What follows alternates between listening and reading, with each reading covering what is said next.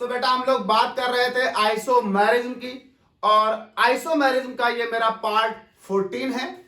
और आज के इस पार्ट 14 में हम लोग बात करने वाले हैं conformations of mono substituted cyclohexane. आप अगर पीछे के लेक्चर्स पढ़ रहे हैं तो आपको मालूम होगा कि पार्ट 13 में हम लोगों ने कन्फर्मेशंस ऑफ साइक्लोहेक्सेन डील किया था। कन्फर्मेशंस ऑफ साइक्लोहेक्सेन से एक स्टेप आगे चलकर आज हम conformations of mono substituted cyclohexane पढ़ेंगे। इस पूरे वीडियो में मैं आपको बहुत सारी बातें पढ़ाऊंगा। एक्सियल बॉन्ड क्या होते हैं, बड़ा कंफ्यूज रहते हैं स्टूडेंट। इक्वाटोरियल बॉन्ड क्या होते हैं, रिंग फ्लिपिंग क्या होती है, 1,3 डाई एक्सियल इंटरैक्शन क्या होता है, सो ऑन। तो बेटा बेहतर समझने के लिए आप हमेशा कोशिश ये करें कि शुरुआत से पढ़ें।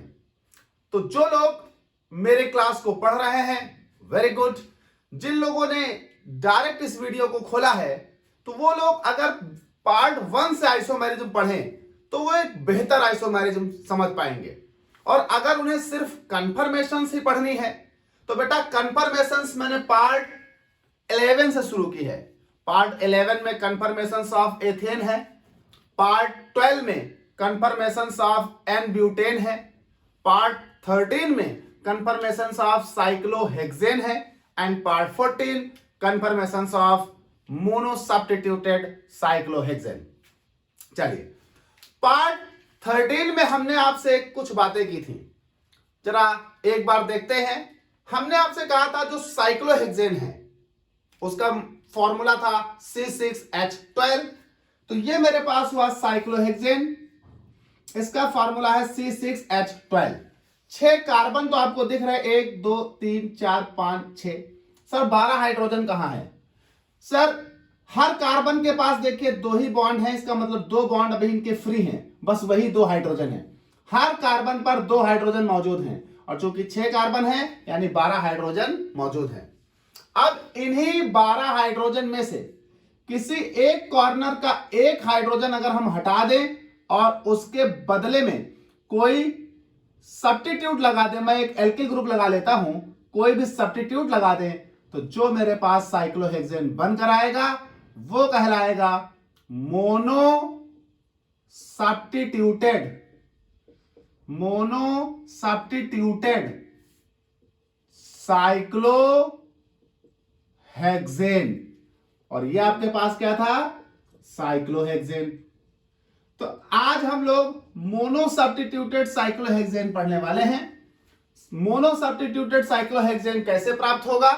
आप साइक्लोहेक्सेन से एक H हटा दें, उसकी जगह पर आप कोई भी सब्स्टिट्यूट लगा दें, आपको मोनो सब्स्टिट्यूटेड साइक्लोहेक्सेन प्राप्त हो जाएगा।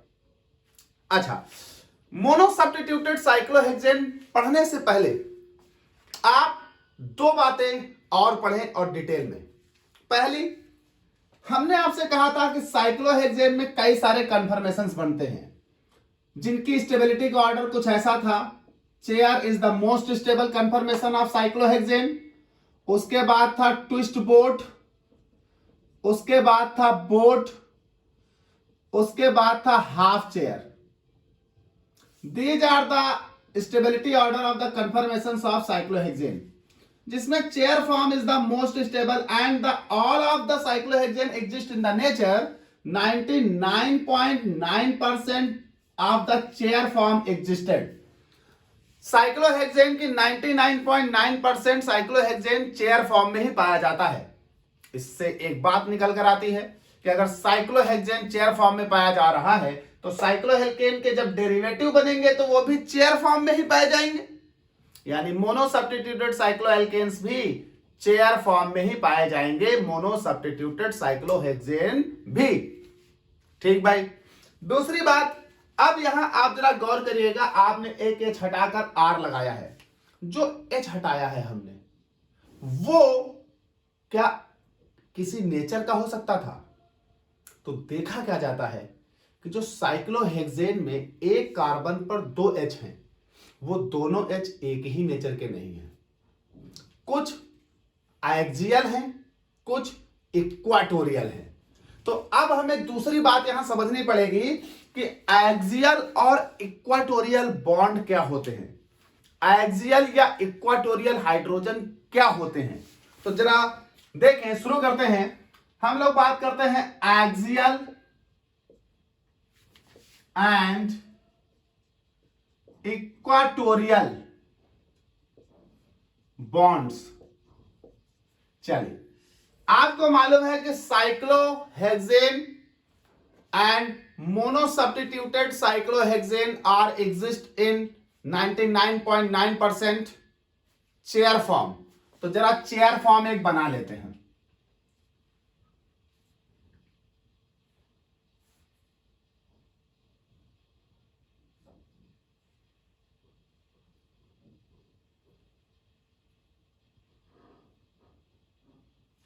तो ये हो गई आपकी चेयर फॉर्म। अगर इस चेयर फॉर्म को देखें तो हर कार्बन पर 2 H हैं। ठीक भाई, इस कार्बन पर भी 2 H, इस कार्बन पर भी 2 H, यहां पर भी 2, यहां पर भी 2, यहां पर भी 2 और यहां पर भी 2। नो प्रॉब्लम, 12 हाइड्रोजन हो गए। लेकिन जरा आप देखें तो इस चेयर में एक एक्सिस ड्रॉ करते हैं। हालांकि चेयर फॉर्म में 3-फोल्ड एक्सिस ऑफ सिमेट्री पाई जाती है, तो ये एक एक्सिस ड्रॉ की। इस एक्सिस के सापेक्ष इस कंपाउंड को हम रोटेट करें तो 3-फोल्ड एक्सिस ऑफ सिमेट्री दिखाई पड़ेगी। ठीक भाई, जो ये एक्सिस ड्रॉ की है, इस एक्सिस के करस्पॉन्ड सापेक्ष हमें देखना है कि H कहां लगे हैं। जब हम चेयर फॉर्म में इस एक्सिस के सापेक्ष H को देखते हैं तो हमें क्या दिखाई पड़ता है कि 12 हाइड्रोजन में से 6 हाइड्रोजन ऐसे हैं जो इस एक्सिस के पैरेलल हैं। दिस 1 2 3 4 5 6। ये 12 में से 6 हाइड्रोजन, दिस 6, दिस, ये जो है ये एक्सिस के पैरेलल आ रहे हैं। हम इन्हें नाम दे देते हैं HA, क्योंकि इन्हें हम कहते हैं एक्सियल हाइड्रोजन्स। क्या कहेंगे? Axial hydrogens. और ये 6 बॉन्ड क्या कहलाएंगे बेटा? Axial bond. तो ये जो पैरेलल आ रहे हैं एक्सिस के पैरेलल, ये कहलाएंगे एक्सियल हाइड्रोजन। एक्सियल हाइड्रोजन कहां पर? एक्सियल बॉन्ड्स पर। तो these bonds are called axial bonds. अब बेटा ये तो 6 हो गए, 6 और बच रहे हैं अभी। वो 6 क्या है? वो इस एक्सिस के 109 डिग्री पर मौजूद हैं। एक्सिस के 109.28 टेट्राहेड्रल एंगल इस एक्सिस के साथ। तो इनसे दिस 1 H, इस 2 H, this 3 H, this 4 H, this 5 H and this 6 H। इन्हें हम बोलते हैं HE because these are the equatorial hydrogens। HE, these are the equatorial hydrogens। तो axial hydrogens are represented by HA while equatorial hydrogens are represented by HE। तो ये बेटा मेरे पास हो गए 6 इक्वेटोरियल हाइड्रोजन्स।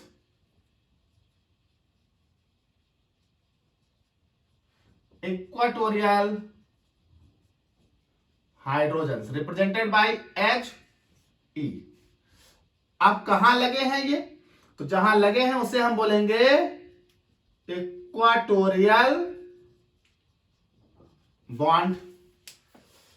अब ये जो हमारे पास एक्सियल हाइड्रोजन और जो इक्वेटोरियल हाइड्रोजन है, एक्सियल हाइड्रोजन इस एक्सिस के पैरेलल है और इक्वेटोरियल हाइड्रोजन इस एक्सिस के साथ 109 डिग्री पर है। ये एक्सिस है, इस एक्सिस के साथ 109 डिग्री पर 109 डिग्री 28 मिनट पर लगा है कौन? Equatorial hydrogen. और इस एक्सिस पर ही कौन लगा है? एक्सियल हाइड्रोजन इसके पैरेलल। तो इसका मतलब सीधा है कि एक्सियल हाइड्रोजन और इक्वेटोरियल हाइड्रोजन के बीच 109 डिग्री 28 मिनट का एंगल है। तो बेटा समझ गए होंगे आप एक्सियल और इक्वेटोरियल बॉन्ड क्या होते हैं। जो आपकी साइक्लोहेक्सेन की कन्फर्मेशंस हैं उसमें जो चेयर फॉर्म है सबसे मोस्ट स्टेबल है, बना ली। हमने इसमें एक एक्सिस ड्रॉ की, जिस एक्सिस के सापेक्ष इस चेयर फॉर्म को हम रोटेट करें।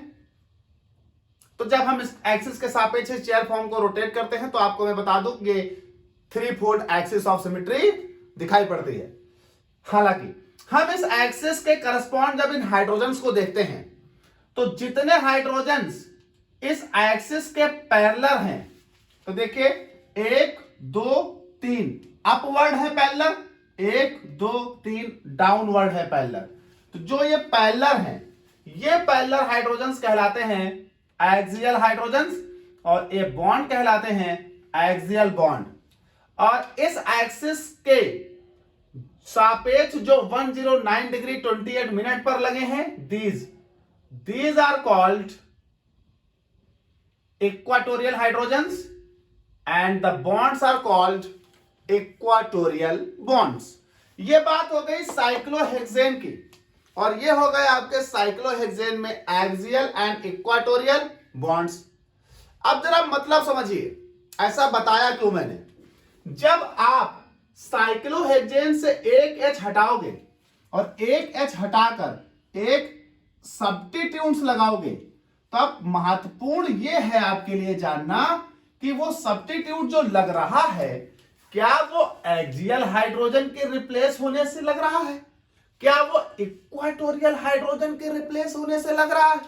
क्योंकि अगर वो एक्सियल हाइड्रोजन के रिप्लेस होने से लगे तो बेटा कंफर्मेशंस कुछ और कहेगा, और अगर वो इक्वाटोरियल हाइड्रोजन के रिप्लेस होने से लगे तो कंफर्मेशंस कुछ और कहेगा।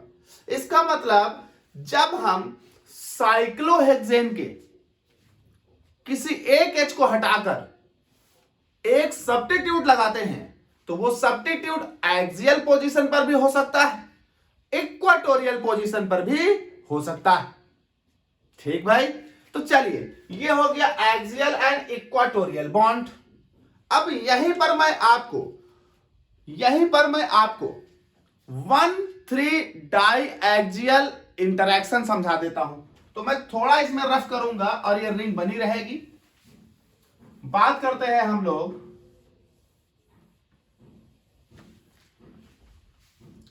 इस एक्सिस को भी अब यहां से हटा देते हैं, ज्यादा हौच पौच हो जाएगा। चलिए ऐसे ही मैं एक रिंग और बना लेता हूं यहां पे।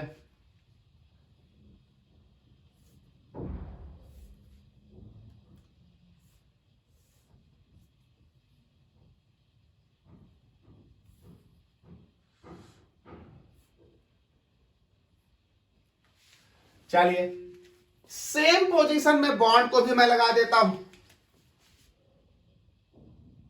ये हो गया axial axial axial axial axial axial, ये 6 हो गए एक्सियल।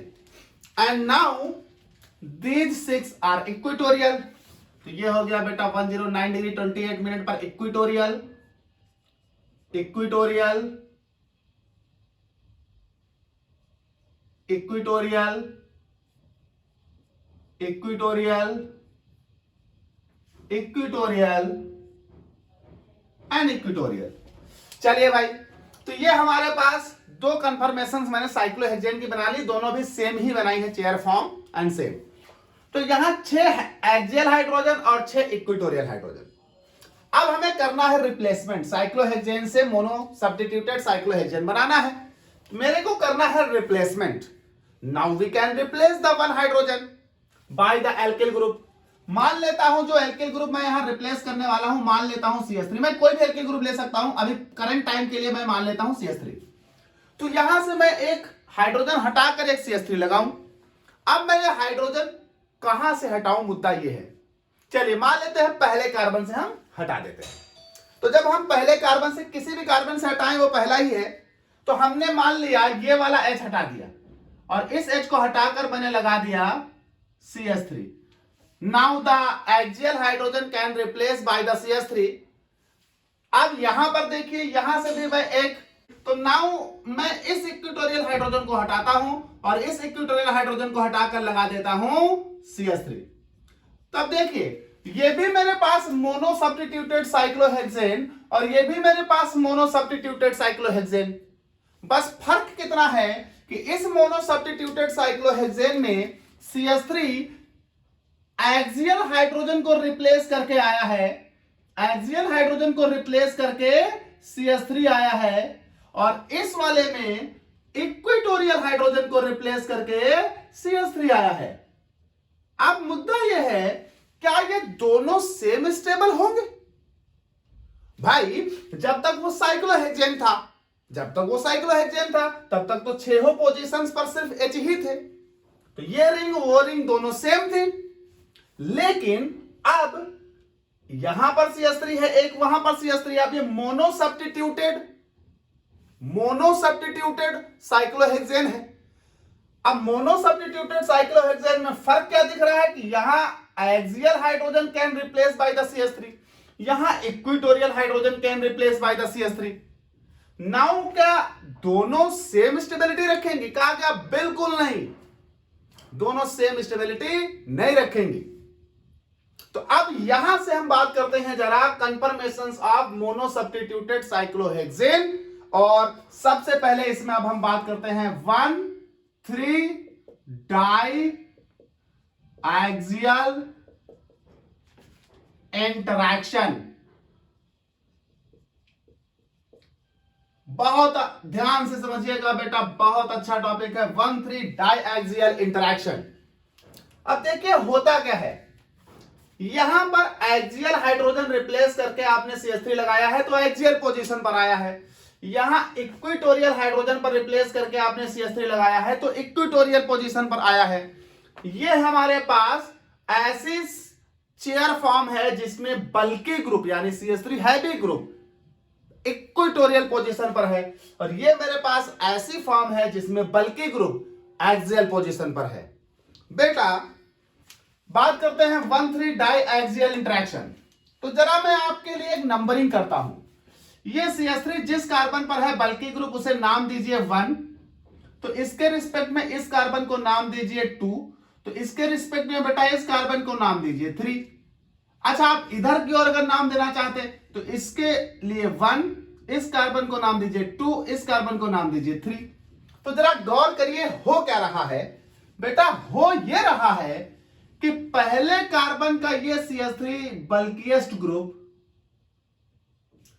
इस कार्बन का ये H तीसरे नंबर, और यहां बेटा इस कार्बन के यह H तीसरे नंबर, इनके बीच एक इंटरैक्शन लगता है, एक रिपल्सन लगता है।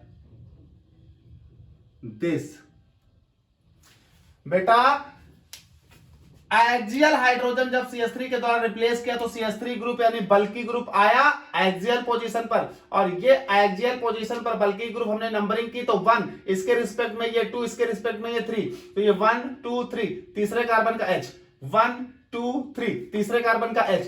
अब इस CH3 और इस तीसरे कार्बन के H अगर आप प्रॉपर नंबरिंग करें तो 1 2 3 and this is a 4 and this is called 5। तो आप कह लीजिए कि 1 और 3 या 1 और 5, इधर से नंबरिंग करिए तो 1 2 3 और ये 4 और ये बनेगा 5, तो आप 1 3 या 1 5। तो बेटा इस पहले कार्बन पर मौजूद, पहले कार्बन C1 कार्बन पर मौजूद CH3 और C3 या C5 कार्बन पर मौजूद H के बीच एक इंटरैक्शन लग रहा है, इंटरैक्शन जो कि रिपल्सिव है। इस इंटरैक्शन को ही हम कहते हैं 1,3 डाइएक्सियल इंटरैक्शन, जबकि इस तरह का इंटरैक्शन यहां नहीं है। 1,3 diaxial interaction only exists in the axial position. It's not exist in the equatorial position. This means this ring has no repulsion of the 1,3 diaxial interaction, but this ring has the 1,3 diaxial interaction, and because of the 1,3 diaxial interaction, the ring gets unstable. कारण क्योंकि आपको मालूम है जब कहीं पर repulsion exist करता है तो उस रिपल्सन के कारण उस सिस्टम की एनर्जी बढ़ती है। तो बेटा इस 1,3 डाइएक्सियल इंटरैक्शन के कारण इस रिंग की पोटेंशियल एनर्जी राइज करेगी, और जैसे इस रिंग की पोटेंशियल एनर्जी राइज करेगी ये फॉर्म अनस्टेबल होगी, जबकि इस वाली फॉर्म में कोई भी 1,3 डाइएक्सियल इंटरैक्शन नहीं है, जिस वजह से इस वाली रिंग की स्टेबिलिटी इस वाली रिंग से ज्यादा होगी। चलिए अब यहां पर हम समझ गए 1,3 डाइएक्सियल इंटरैक्शन। एक बार फिर समझा देता हूं। जिस कार्बन पर बेटा CH3 ग्रुप है उसके रिस्पेक्ट में देखिए तो 1 2 3 ये भी बनेगा, 1 2 3 ये भी बनेगा। अगर होल नंबरिंग करें तो 1 2 3 4 5 एंड 6, तो ये 3 और 5 कह ले, तो 1 और 3 यानी पहले कार्बन पर मौजूद CH3 ग्रुप, तीसरे कार्बन पर मौजूद हाइड्रोजन, या आप कह लीजिए पांचवें कार्बन पर मौजूद हाइड्रोजन। तो दोनों साइड से अगर देखें तो तीसरा ही हम बोलते हैं 1,3 तो पहले और तीसरे कार्बन पर मौजूद ग्रुप्स जो हैं वो एक दूसरे को रिपल कर रहे हैं, रिपल्सन कर रहे हैं। ये रिपल्सन हो रहा है इनके इलेक्ट्रॉन क्लाउड और इनके इलेक्ट्रॉन क्लाउड के बीच, और इस रिपल्सन के कारण इस सिस्टम यानी इस रिंग की पोटेंशियल एनर्जी बढ़ रही है, और पोटेंशियल एनर्जी बढ़ने का मतलब हुआ रिंग अनस्टेबल हो जाएगी। कहने का मतलब हुआ कि जब आप बल्कि ग्रुप किसी एक्सियल पोजीशन पर लगाएंगे तो रिंग अनस्टेबल होगी, यानी ring is most stable if the bulkiest group present on the equatorial position. तो हम इसे बेटा लिख देते हैं आपके लिए, 1,3 डाइएक्सियल इंटरैक्शन से आपने क्या समझा? 1,3 डाइएक्सियल interaction increases the potential energy of the ring, and hence the ring gets destabilized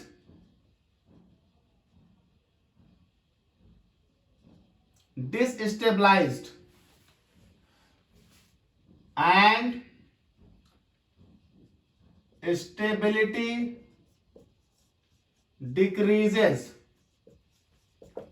ठीक भाई, दूसरी चीज और समझिए कि जब हमारे पास 1,3 डाइएक्सियल इंटरैक्शन होगा तो स्टेबिलिटी घटेगी। इसका मतलब मोर स्टेबल केस कब? जब बल्कि ग्रुप इक्वेटोरियल पोजीशन पर लगे। द रिंग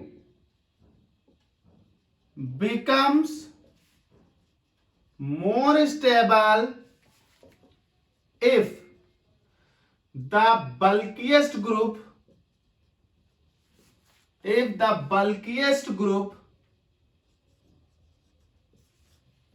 present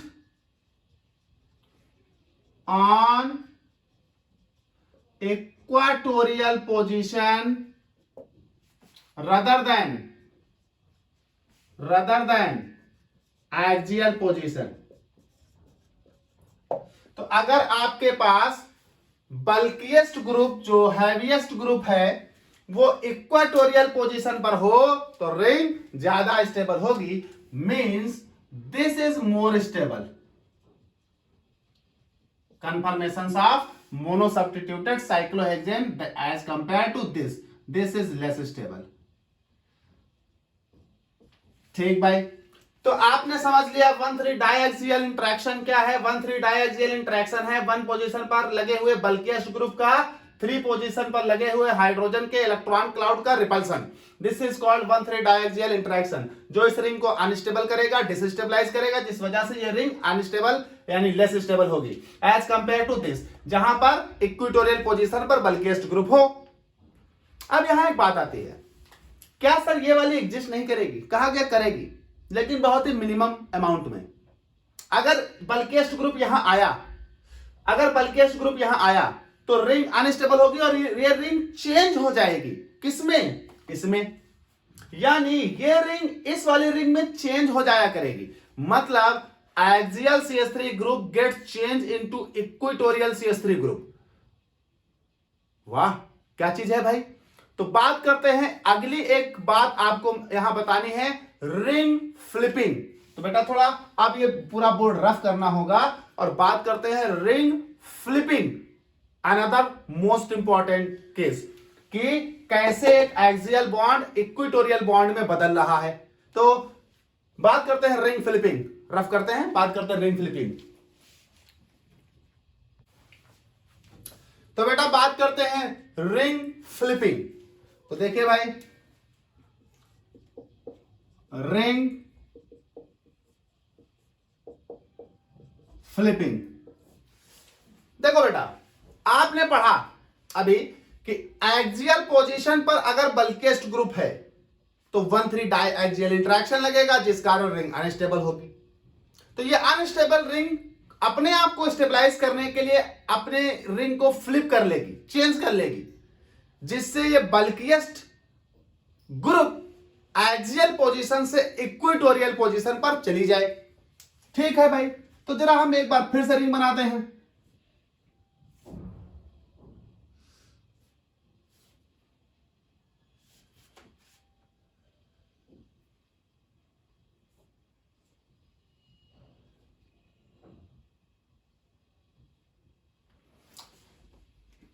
सेम वही ग्रुप में लगा लेता हूं एज जैसे पहले अभी लगाए थे। ये हो गया आपका CH3, ये एक्सियल A, ये एक्सियल H, ये एक्सियल H, ये एक्सियल H और ये एक्सियल H और ये CH3 एक्सियल है। नाउ इक्वेटोरियल पोजीशंस, ये 109 डिग्री 28 मिनट पर एक इक्वेटोरियल हाइड्रोजन, ये दूसरा इक्वेटोरियल हाइड्रोजन, तीसरा इक्वेटोरियल हाइड्रोजन, चौथा इक्वेटोरियल हाइड्रोजन, पांचवा इक्वेटोरियल हाइड्रोजन और ये हुआ छठा equatorial hydrogen. Now the CH3 group present on the axial position. Now the CH3 group present on the axial position. Because of this, there is a 1,3 diaxial interaction. यहाँ there is a 1,3 diaxial interaction between this bulky CH3 group and the hydrogen present on the third carbon with respect to this one. ये repulsion, इस repulsion के कारण ये ring stabilise नहीं करेगी, change होगी। अब चेंज होगी तो क्या बनेगी, मुद्दा ये है। तो ये चेंज होगी तो इस रिंग की फ्लिपिंग कहलाने लगेगी, रिंग फ्लिप करेगी और फ्लिप करेगी तो रिंग इन्वर्ट हो जाएगी। इस इन्वर्जन के दौरान एक बात याद रखिएगा, रिंग फ्लिपिंग के दौरान all equatorial bond change into axial bond, और बेटा ऑल एक्सियल बॉन्ड बेटा चेंज हो जाएंगे किसमें, इक्वाटोरियल बॉन्ड में। इस फ्लिपिंग के दौरान सभी एक्सियल बॉन्ड इक्वाटोरियल बॉन्ड बन जाएंगे और सभी इक्वाटोरियल बॉन्ड एक्सियल बन जाएंगे। This means the axial position gets converted into equatorial and the equatorial position gets converted into axial. तो रिंग कर जाएगी फ्लिप। तो पहले तो रिंग को फ्लिप करिए, मतलब इन्वर्ट करिए। तो रिंग को फ्लिप कर दिया, तो ये रिंग फ्लिप करेगी, तो ये हुआ अपवर्ड, ये हुआ डाउनवर्ड। तो downward gets upward, upward gets downward.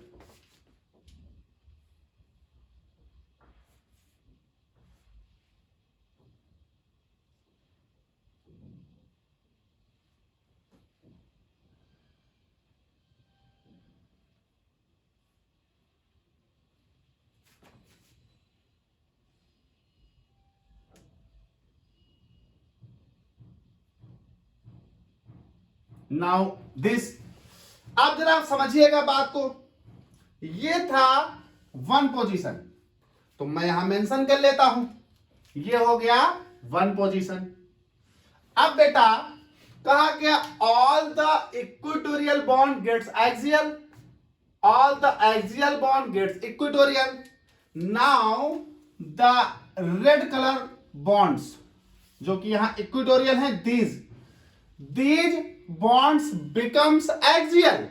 Now the red bond, that is the H, this is the H, this, now this and this। तो ये सारे इक्वेटोरियल जो थे वो काहे में बदल गए बेटा, एक्सियल में। तो अब ये रेड वाले एच ए बन गए, देखिए सब लोग ध्यान से, ध्यान से, ये हो गए एच ए, ये सारे हो गए equatorial. Means H of equatorial gets convert to H of axial. Now the H of axial gets convert into equatorial. Then तो ये CH3 जो एक्सियल है वो अब इस वन के इक्वेटोरियल आ जाएगा।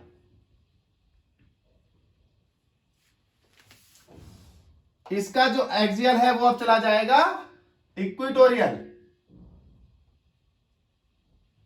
इक्वेटोरियल।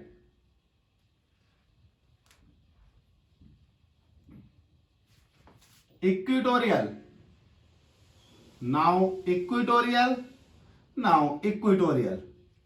तो all the equatorial gets axial and all the axial gets equatorial.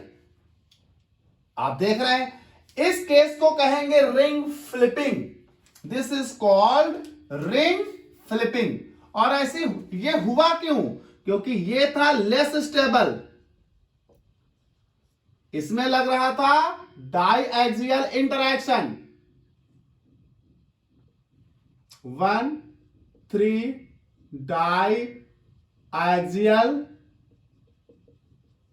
Interaction, और इस 1,3 डाई एक्सियल इंटरैक्शन के कारण ये लेस स्टेबल थी।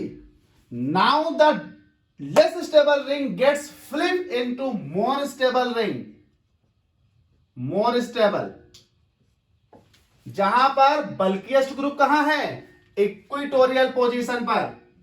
अब ये कहां है, इक्वेटोरियल पोजीशन, जबकि यहां कहां था, एक्सियल पोजीशन पर। तो ये axial positions gets change into equatorial positions. Now the stability increased. अच्छा, यहां आप अगर देखेंगे तो एक मैंने एरो बड़ा लगाया है, एक छोटा। ऐसा नहीं है कि एक्सियल फॉर्म एग्जिस्ट नहीं करेगी, लेकिन अगर हम रेट की बात करें तो ये मान लीजिए आर एफ और ये हो गया backward R B. The rate for this change is that the R F is greater than R B. मतलब rate for the conversion of axial bulkiest group to equatorial bulkiest group is more as compared to this ring to this। तो बेटा ये मेरे पास कहलाएगा ring flipping. Ring flipping में क्या है कि लेस स्टेबल पोजीशन, जहां पर बल्किएस्ट ग्रुप एक्सियल पोजीशन पर लगा है, वो अपने आप को फ्लिप करके ले जाएगा कहां, इक्वेटोरियल पोजीशन पर, और रिंग क्या कर जाएगी, फ्लिप। तो यहां पर एक जनरल रूल है, एक जनरल रूल है, जनरल रूल। रूल ये है, कहा गया to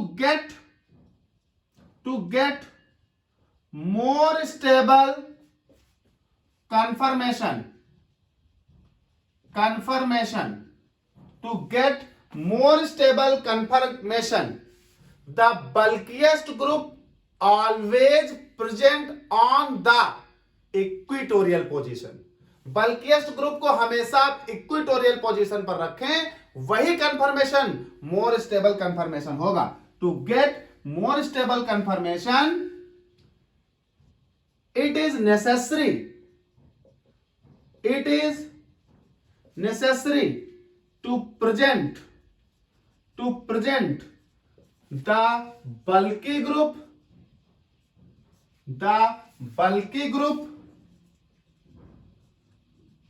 on the equatorial position. अगर आप चाहते हैं कि आपको एक मोर स्टेबल कंफर्मेशन प्राप्त हो, तो आप बल्किएस्ट ग्रुप को हमेशा इक्वेटोरियल पोजीशन पर रखें. अगर आप उसे एक्सियल पोजीशन पर रखेंगे तो 1,3 डायएक्सियल इंटरेक्शन होगा और वो लेस स्टेबल हो जाएगी रिंग, और रिंग अपने आप को फ्लिप करेगी और लेकर जाएगी कहां? ऐसी पोजीशन में जहां पर बल्किएस्ट ग्रुप कहां चला जाए? इक्वेटोरियल पोजीशन पर चला जाए. तो ये आपके पास हो गए कंफर्मेशंस ऑफ मोनो सब्स्टिट्यूटेड साइक्लोहेक्सेन्स. एक बार देख लें. तो देख लिया. जरा इसमें एक बात और समझिए. अब एक बहुत महत्वपूर्ण बात आपको मैं बताने वाला हूं, मोस्ट इंपॉर्टेंट थिंग. क्या है? क्या मैं CH3 ही लगाऊं? अगर मैं CH3 के अलावा कोई और ग्रुप लगा दूं तो क्या ये 1,3 डायएक्सियल इंटरेक्शन इतना ही रहेगा या कम हो जाएगा या ज्यादा हो जाएगा? क्या CH3 के अलावा अदर ग्रुप लगा देने पर रिपल्सन घट जाएगा, बढ़ जाएगा? तो देख लिया. अब यहां पर एक बात मैं करता हूं आपसे कि अगर मैं इस CH3 को किसी दूसरे ग्रुप से रिप्लेस कर दूं, इससे ज्यादा हैवी ग्रुप से या किसी दूसरे ग्रुप से, तो क्या ये 1,3 डायएक्सियल इंटरेक्शन पर कोई प्रभाव पड़ेगा? कहा गया बिल्कुल पड़ेगा. देखिए बहुत इंपॉर्टेंट बात यहां मैं लिखे देता हूं. अगर मान लीजिए इस CH3 ग्रुप को आपने रिप्लेस कर दिया कुछ ऐसे ग्रुप से, ऐसे एल्काइल ग्रुप से जो इससे बड़े हैं. मान लीजिए आपने एथाइल ग्रुप से रिप्लेस कर दिया, मान लीजिए आपने सेकेंडरी एल्काइल ग्रुप से रिप्लेस कर दिया, कोई भी सेकेंडरी, मान लीजिए इससे रिप्लेस कर दिया, मान लीजिए आपने टर्सरी ग्रुप से रिप्लेस कर दिया, एटसेट्रा. अगर आप इन ग्रुप से रिप्लेस करते हैं इस CH3 को, तो याद रखिए ये ग्रुप्स CH3 से ज्यादा हैवी हैं, ज्यादा बड़े हैं, ज्यादा बल्कि हैं, तो इनका 1,3 डायएक्सियल इंटरेक्शन भी CH3 से ज्यादा होगा. और जब 1,3 डायएक्सियल इंटरेक्शन CH3 से ज्यादा होगा तो ये इसकी अपेक्षा रिंग को और ज्यादा अनस्टेबल करेंगे. यानी अगर CH3 को हटाकर इनमें से कोई ग्रुप लगा दिया जाए तो रिंग और ज्यादा अनस्टेबल हो जाएगी. और आपको मालूम है रिंग अगर अनस्टेबल हो तो एनर्जी बढ़ती है. इसका मतलब जितनी एनर्जी इसकी है, अगर इसे रिप्लेस करके उनमें से कोई ग्रुप लगाए तो स्टेबिलिटी घटेगी, और इसको रिप्लेस करके वो लगाएंगे, स्टेबिलिटी घटेगी, एनर्जी राइज करेगी. ठीक. अब बात आती है अगर मैं कुछ और ग्रुप्स आपके सामने डील करूं. मान लीजिए आपने OH लगा दिया, मान लीजिए आपने हाइड्रोजन लगा दिया लाइक क्लोरीन, ब्रोमीन, आयोडीन, तो क्या फर्क पड़ेगा?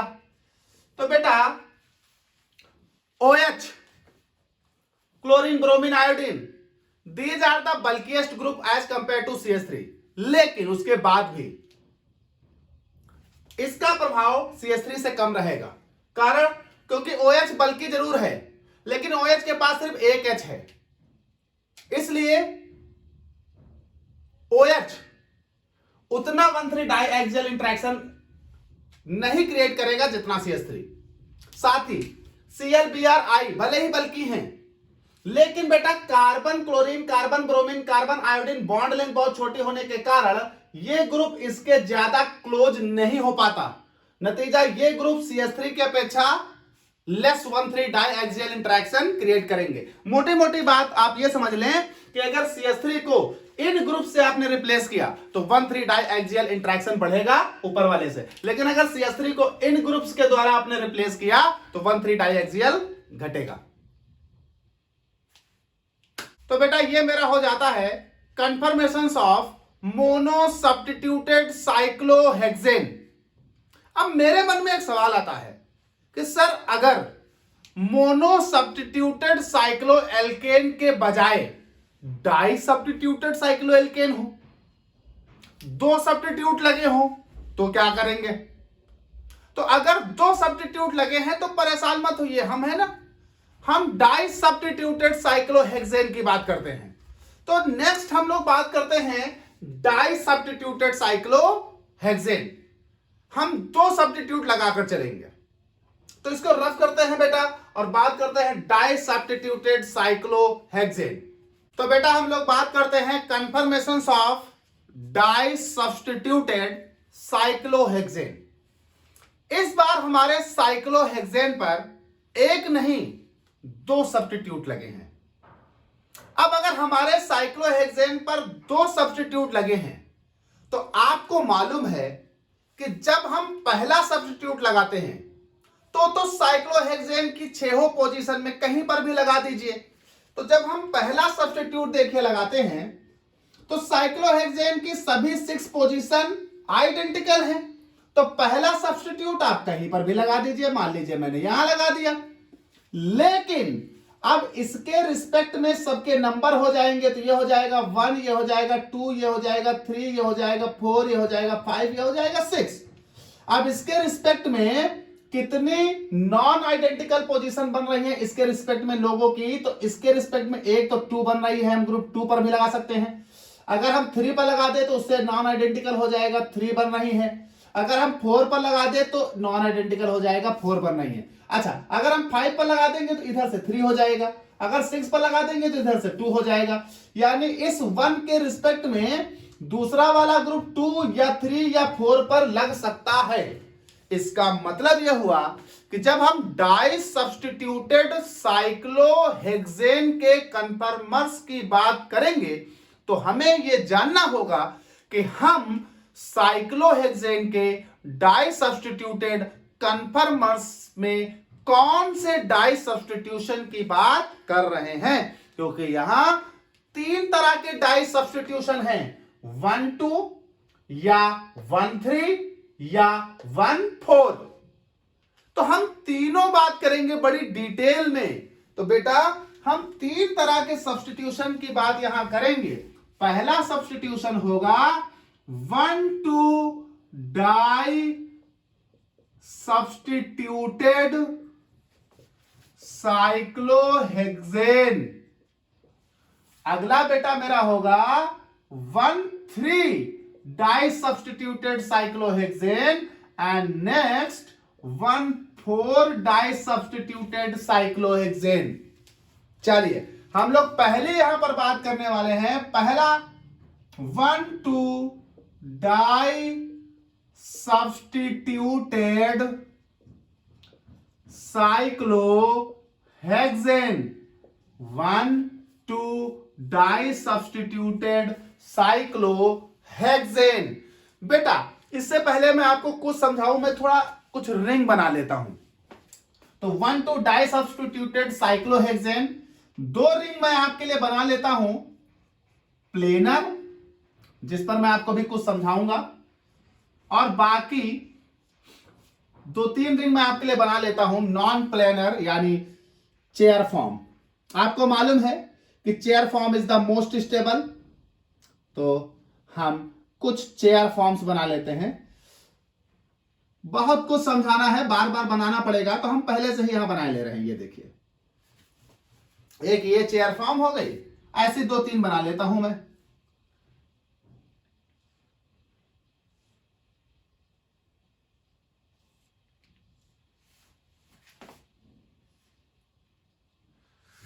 और सारे सब्स्टिट्यूशन इन्हीं चेयर पे समझा दूंगा मैं आपको। ये देखिए, चलिए हमें करना है 1,2 डाई सब्स्टिट्यूटेड साइक्लोहेक्सेन के कन्फर्मर्स। अब देखिए 1 2 यानी पहला ग्रुप जहां लगेगा वो हो जाएगा 1, दूसरा ग्रुप जहां लगेगा वो हो जाएगा 2। मान लीजिए ये हो गया मेरे पास ये वाला केस, मान लीजिए 1 और ये हो गया 2, तो ये हो गया 1, ये हो गया 2, यानी पहला ग्रुप 1 पर लगना है, दूसरा ग्रुप 2 पर। तो ये मान लीजिए यहां पर भी 1 2, ये मान लीजिए 1, ये 2, ये मान लीजिए 1 और ये 2। चलिए भाई, तो पहला ग्रुप हम जहां लगा रहे हैं, जरा एक बात समझिएगा, हो सकता है कि दोनों ग्रुप एक ही प्लेन में हो, एक ही प्लेन में होंगे, then they behave as a cis, यानी ये हो सकता है सिस। बेटा 1,2 डाई सब्स्टिट्यूटेड साइक्लोहेक्सेन में भी दो तरह के हो सकते हैं, सिस, और अगर दोनों अलग अलग प्लेन में हुए तो ये हो सकते हैं बेटा ट्रांस। सब्स्टिट्यूशन में हमने CH3 लगा लिया, तो सिस भी हो सकता है और ट्रांस भी हो सकता है अगर अलग अलग प्लेन में हुए। चलिए यहां देखिए कैसे आप जानेंगे कौन सिस और कौन ट्रांस और क्या किसकी कितनी स्टेबिलिटी, समझिए। एक काम करते हैं हम, अगर पहला ग्रुप मतलब इन दोनों में से एक ग्रुप एक्सियल है, आपको मालूम एक्सियल बॉन्ड हमेशा एक्सिस के पैरेलल आते हैं, अभी आपको पढ़ाया, एक एक्सियल है तो इक्वेटोरियल पर कुछ भी हो H ही होगा, ये हो जाएगा H इक्वेटोरियल। और बेटा दूसरा वाला H एक्सियल तो CH3 इक्वेटोरियल हो जाएगा।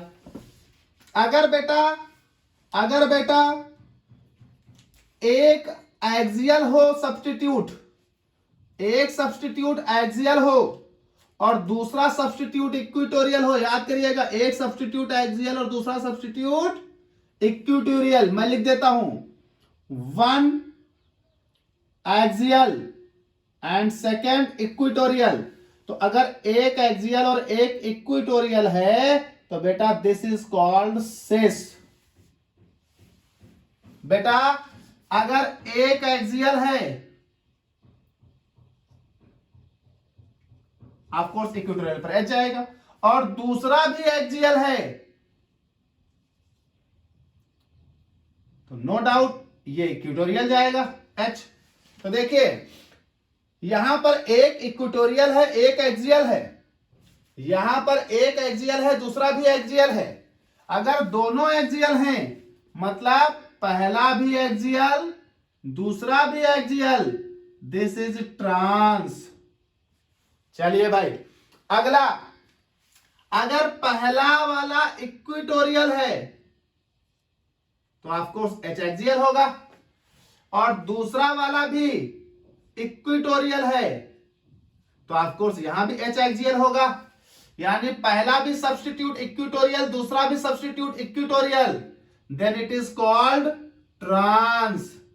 यानी यहां ट्रांस बनने की सिचुएशन क्या है कि अगर दोनों इक्वेटोरियल हैं तो भी ट्रांस, दोनों एक्सियल हैं तो भी ट्रांस, अगर एक एक्सियल और एक इक्वेटोरियल है देन इट इज कॉल्ड सिस। तो ये हमारे पास कन्फर्मर्स हो गए। हमारे पास केस क्या रहा है कि दोनों एक्सियल ट्रांस, दोनों इक्वेटोरियल ट्रांस, दोनों में से एक एक्सियल, चाहे ये एक्सियल हो चाहे ये एक्सियल हो, एक एक्सियल और एक इक्वेटोरियल, तो बेटा आ रहा है सिस। तो ये मेरे पास हो गए conformers of 1,2 di substituted cyclohexane. ये हो गए conformers of 1,2 di substituted cyclohexane. अब अगर हम 1,2 डाई सब्स्टिट्यूटेड साइक्लोहेक्सेन की स्टेबिलिटी की बात करें, इनकी स्टेबिलिटी की बात करें, इन कन्फर्मर्स की, तो हमने आपको पहले ही बताया है, एक जनरल रूल है कि substituted group always present at the equatorial position. अगर एक से ज्यादा है तो मोर number of substitutes always present on the equatorial position. तो इसमें इक्वेटोरियल पर कितने हैं? दोनों। इसमें इक्विटोरियल पर कितने, एक भी नहीं। इसमें इक्विटोरियल पर कितना है, एक। क्योंकि जब जितने ज्यादा से ज्यादा एक्सियल होंगे तो उनमें एक्सियल इंटरेक्शन लगेगा, 1,3 डायएक्सियल इंटरेक्शन। इक्विटोरियल में ऐसा इंटरेक्शन नहीं होता, तो इक्विटोरियल मोर स्टेबल होते, पीछे भी बता चुका हूं। तो इसका मतलब ये ज्यादा स्टेबल होगा, उसके बाद ये होगा, उसके बाद ये होगा। अगर मैं इनको नंबरिंग करके बता दूं तो नंबरिंग में मान लीजिए मैं इसे 1 नंबर लिख दूं, इसे 2 नंबर लिख दूं, इसे 3 नंबर लिख दूं, then the more stable case for the 1,2 di substituted cyclohexane, the more stable case is 3 because it is equatorial, then the stability order is the 3। then बेटा 2 में एक्सियल है नहीं, इसमें एक्सियल इक्विटोरियल, हाँ, तो अगला है 1 और सबसे लास्ट होगा 2। तो ये हो गया मेरे पास बेटा, ये हो गया मेरे पास कौन सा, 1,2 डाई सब्स्टिट्यूटेड साइक्लोहेक्सेन।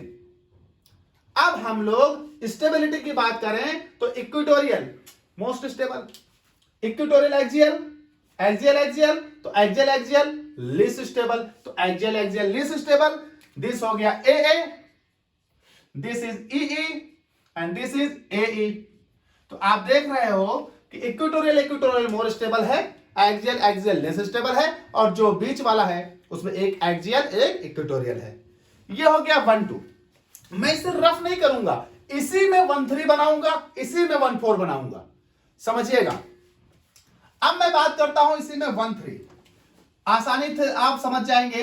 1,3 तो बेटा 1 वाला मैं वैसे बने रहता हूं, 2 वाला मिटाकर मैं 3 पर कर देता हूं। तो देखिए 2 वाला मिटाकर मैं 3 पर ले आता हूं इसे, ये हो गया 3 पोजीशन उसके रिस्पेक्ट में।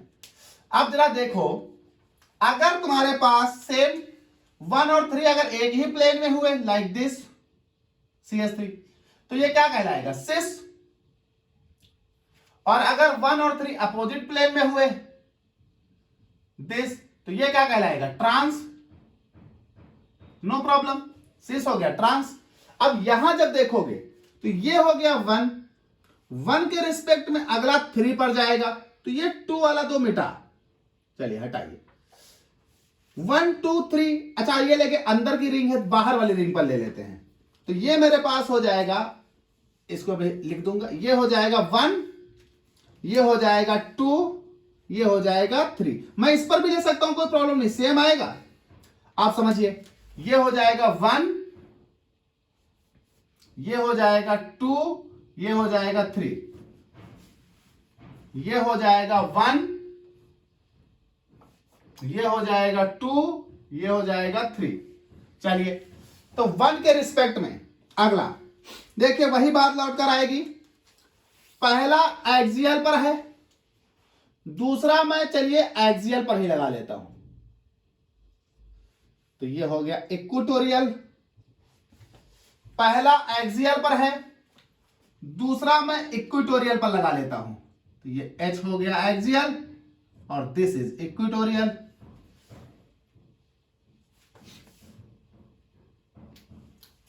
पहला इक्विटोरियल पर है तो दूसरा मैं इक्विटोरियल पर ही लगा लेता हूं।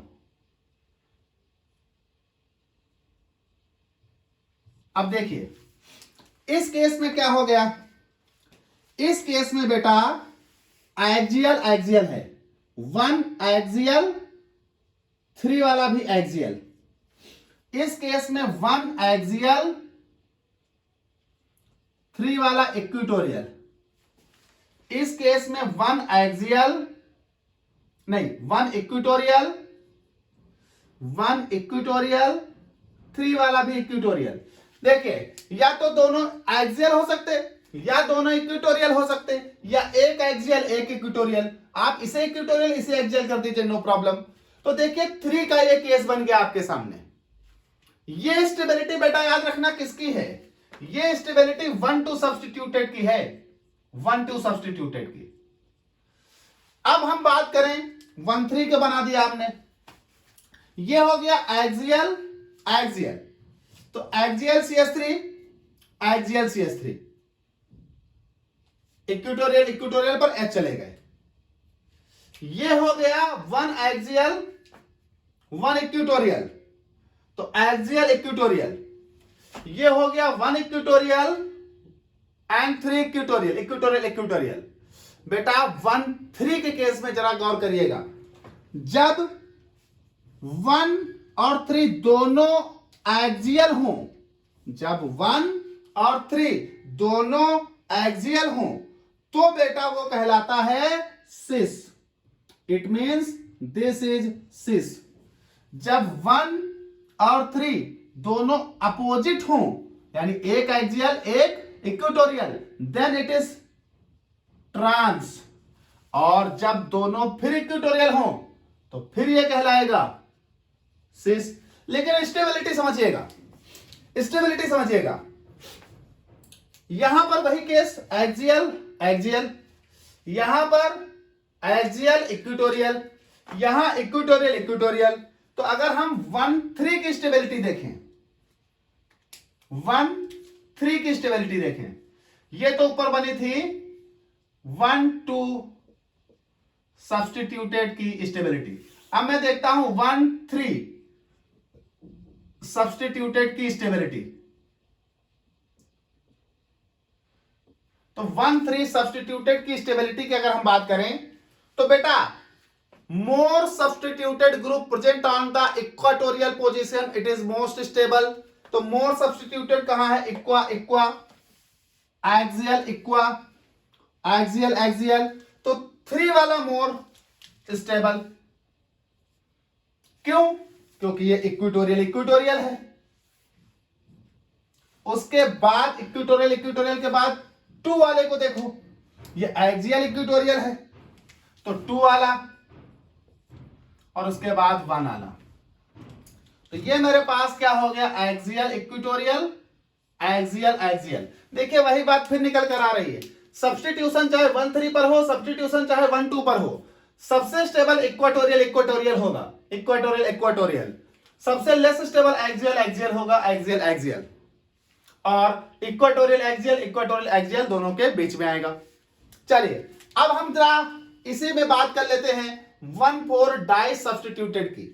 तो यहीं पर मैं 1-4 कर देता हूं, 1 and 4। तो इसी के रिस्पेक्ट में 4 आ जाओ, तो ये मैं 3 से हटाकर इसे ले आता हूं 4 पर बेटा। तो अगर सेम प्लेन में है तो 6, अपोजिट प्लेन में है तो ट्रांस। तो ये हो गया 1-4, 1 and 4। तो बेटा ये 3 वाला केस मैं यहां से हटा लेता हूं, मैं कहां ले आता हूं अब? 4 पर। Then the same case applied 4 पर भी। तो ये हो गया 4, एक एक्सियल है, तो मैं दूसरा भी देखे यहां एक्सियल ही लगा रहा हूं पहले। तो फिर H कहां जाएगा? इक्वाटोरियल। एक एक्सियल है, दूसरा मैं एक्सियल लगा चुका, तो दूसरा मैं इक्वाटोरियल CH3 लगा लूं, तो फिर एक्सियल कौन हो जाएगा? H। और बेटा एक इक्वाटोरियल वहां लगा है, तो दूसरा वाला मैं एक्सियल इक्वाटोरियल हो गया है, तो मैं दूसरा भी इक्वाटोरियल ही लगा लेता हूं। तो अब देखिए ये हो जाएगा एक्सियल। अब ये हो जाएगा 1-4, क्योंकि अब इसके रिस्पेक्ट में चौथे पोजीशन पर आ गए हम, 4th पोजीशन। चलिए तो पहला वाला है एक्सियल, चौथा वाला है इक्वाटोरियल। ये क्या कहेंगे अभी बताता हूं, पहले हम आपको ग्रुपिंग बता दें। तो ये भी हटाओ यहां से। तो पहला वाला एक्सियल, चौथा वाला भी एक्सियल, पहला वाला एक्सियल, चौथा वाला इक्वाटोरियल, पहला वाला इक्वाटोरियल, चौथा वाला भी इक्वाटोरियल। तो ये मेरे लिए हो गया किसके लिए? ये मेरे लिए हो गया 1-4 के लिए। 1-4 में पहला देखिए एक्सियल एक्सियल है, दूसरा देखिए एक्सियल इक्वाटोरियल है, तीसरा देखिए एक्सियल इक्वाटोरियल इक्वाटोरियल है। तो इसके केस में अगर हम देखें, इसके केस में अगर हम देखें, दोनों मेरे पास ऐसे दिखाई पड़े जैसे एक्सियल एक्सियल एक्सियल एक्सियल, तो एक्सियल एक्सियल मेरे पास होगा बेटा ट्रांस, यहां एक्सियल इक्वाटोरियल अगर हुआ तो ये होगा सिस, और अगर इक्वाटोरियल इक्वाटोरियल हुआ देन इट इज ट्रांस। तो 1/4 के केस में, 1/4 के केस में axial axial trans, equatorial equatorial trans, axial equatorial cis. लेकिन अगर हम बात करें किसकी, अगर हम बात करें किसकी, बात करें स्टेबिलिटी की, तो स्टेबिलिटी पर वही रूल चलेगा कि equatorial equatorial more stable as compare to the equatorial axial and more stable as compare to the axial axial. तो हम 1/4 की स्टेबिलिटी की बात करें, अगर 1/4 सब्स्टिट्यूशन के स्टेबिलिटी की, तो 1/4 सब्स्टिट्यूशन के स्टेबिलिटी का क्या खेल होगा, ये इक्वाटोरियल इक्वाटोरियल है मतलब दिस इज मोस्ट स्टेबल, ये इक्वाटोरियल एक्सियल है तो ये, और ये एक्सियल एक्सियल है तो सबसे लास्ट में 1। तो ये बेटा देखिए ऐसा क्यों, क्योंकि ये मेरे पास इक्वाटोरियल इक्वाटोरियल है, ये मेरे पास एक्सियल इक्वाटोरियल है, ये मेरे पास एक्सियल एक्सियल है। तो आप देख रहे हैं कि अगर डाई सब्स्टिट्यूटेड है तो कोई प्रॉब्लम नहीं है, 1/2 सब्स्टिट्यूशन हो, 1/3 सब्स्टिट्यूशन हो, 1/4 सब्स्टिट्यूशन हो, कब ट्रांस कब सिस आएगा मैं बता चुका, कब ज्यादा स्टेबिलिटी आएगी उसका एक ही रूल है, रूल ये है, मैं यहां लिखे देता हूं, जहां जगह खाली होती है यहां मुझे देखिए मिल रही, तो मैं यहां लिखे देता हूं कि अगर हमारे पास मैक्सिमम नंबर ऑफ सब्स्टिट्यूएंट्स कहां होने चाहिए,